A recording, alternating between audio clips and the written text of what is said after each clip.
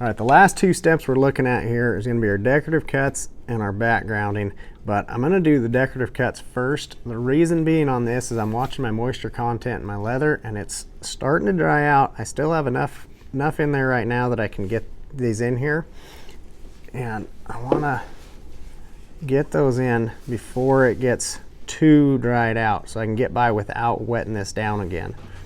And when I look at these flowers we talked about are negative space there, that space that's not shaded. Now we can really add to that. On my decorative cuts, we're starting those deep, pulling them down towards that center and really fading those cuts as they come along there. Having that curve in that line is going to help here as well, but really fading those as they come down and drawing them together is going to help bring that look of that petal dropping down into that center.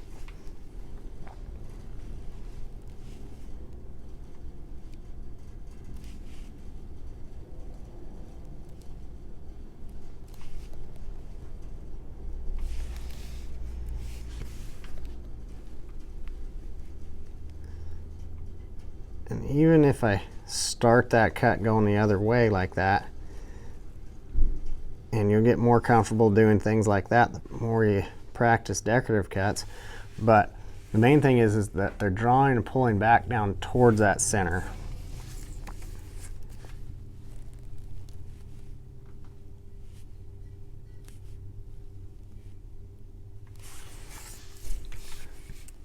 Okay.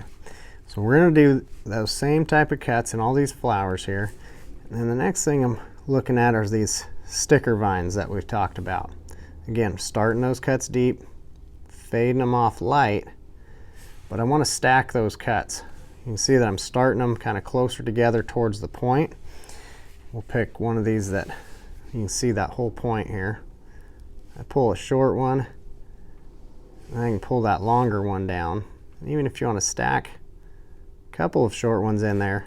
The main thing is that they're staggering where they end at. We're not running two parallel lines that end at the same point. We're having some variance in that.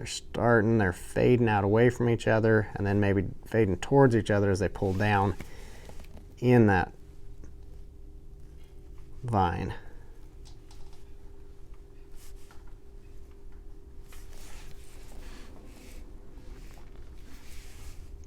Out here in these, kind of a stump for a space filler here. There's lots of room you can play with. Main thing is that they're fading as you're pulling those cuts. There's not a right or wrong way to do these. There's just certain techniques that help add to your flow as opposed to take away from it. You know, straight lines are going to take away from that flow. Lines that have some curve to them, lines that fade, those are going to help add to your flow.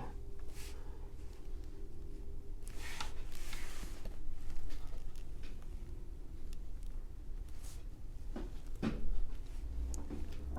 we're going to continue moving through this pattern and looking to get all of our decorative cuts in there.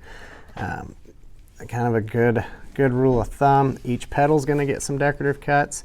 And then everywhere where we have some shading pulled out in these vines is going to get some decorative cuts.